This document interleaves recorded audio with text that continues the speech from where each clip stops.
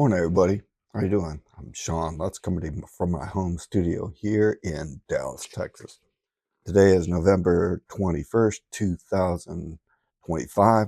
This is going to be episode number 16, Konstantinov from the Cedar Light Studios, Detroit Red Wings NHL update. Let's just jump right into it, folks. Last night we had the New York Islanders heading into the Little Caesars Arena square off against the Detroit Red Wings, coming off of our victory Tuesday over Seattle. But right off in the first period, I don't think I thought we didn't have our jump that we had the previous game. We weren't really uppity. We weren't pursuing. We made some mental mistakes. Not a whole heck of a lot of action from the Red Wings, but into the scoring you had at the 6:46 mark. You had Richie giving the Islanders a 1-0 lead there. A few minutes later, you had Shabanov at 14:54 on a deflection, giving the Islanders a 2-0 lead. That remained for the remainder of the period there. Again, kind of flat. Mistakes, we made, a deflection. Yeah, we gave up the opportunity on the shot, but nonetheless, heading into the second period, still down 2. You had Barzal at the 3:19 mark give the Islanders the 3-0 lead there. And then a few minutes later, it was Horvat at 5:04 giving the Islanders a 4-0 lead. Yeah, they're kicking our ass in our own barn, folks. But, that's the way it is. Sometimes, you play 82 games and that happens. But nonetheless, that remained for the rest of the second period, 4-0. It didn't get a lot better for our Wings, folks. Third period, same kind of lackluster play. We had opportunities throughout the game. We had 2 breakaways that we didn't convert, and then in the first period we hit the pipe. So, just the way the puck clock bounces every once in a while. But nonetheless, 5-0 was the final from Little Caesars. We'll forget about that, review the tape, look at the mistakes we made, and then prepare for our next game, which is actually tomorrow, and it's Columbus, and it's Little Caesars Arena, and it's a day game. Make note, it's an early game, 1 p.m. Eastern time tomorrow from Little Caesars, Columbus Blue Jackets. So there's playoff implications right there.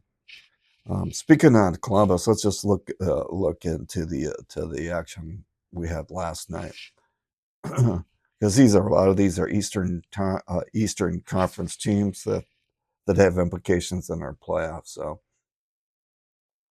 Columbus, who we play, they beat last night. They beat Toronto 3-2 in overtime. Toronto gets a parity point, for losing, and then Washington got spanked. Washington spanked Montreal 8-4.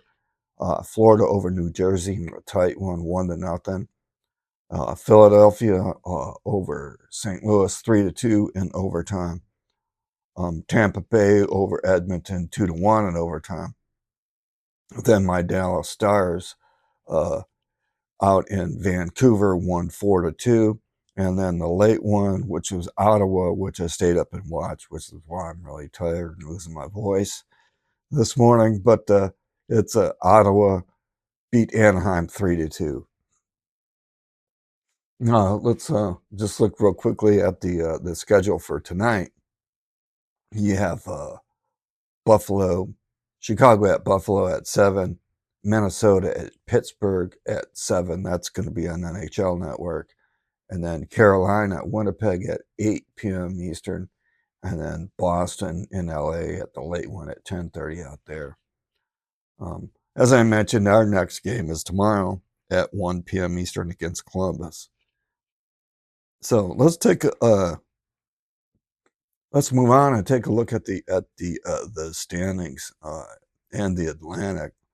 I'm not gonna do a whole lot of talking. I'm just gonna let these up there, and you can see there wasn't a lot of harming and following us. We still stayed up there, but you can just see from one night's play the teams bouncing around and shuffling. It's going to be this way for the rest of the season, especially with the condensed schedule for the Olympic play.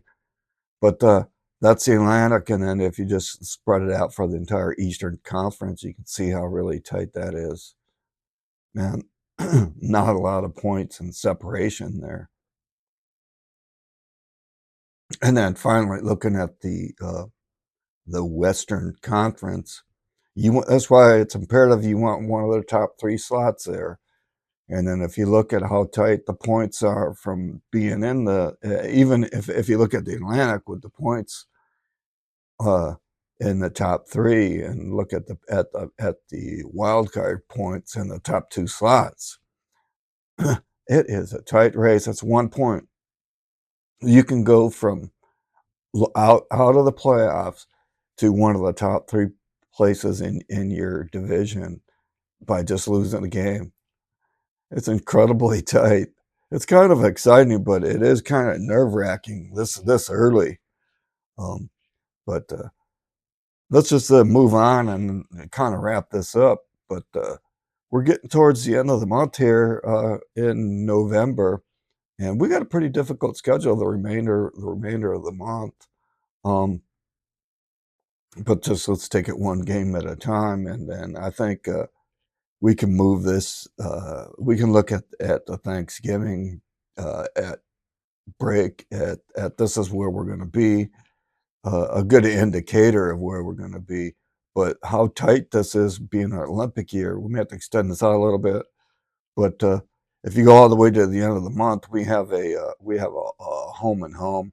The last game of the month is it's against Boston of November. But our first game in December, it's not like it's a back to back, but it's a couple days off in between. But it is Boston. Last game in November, Boston, first game of December. So let's wrap up November and see where we are on these standings, because, man, it is just going to be a tight race for the rest of the year. But anyway, just want to say thanks for watching, everybody.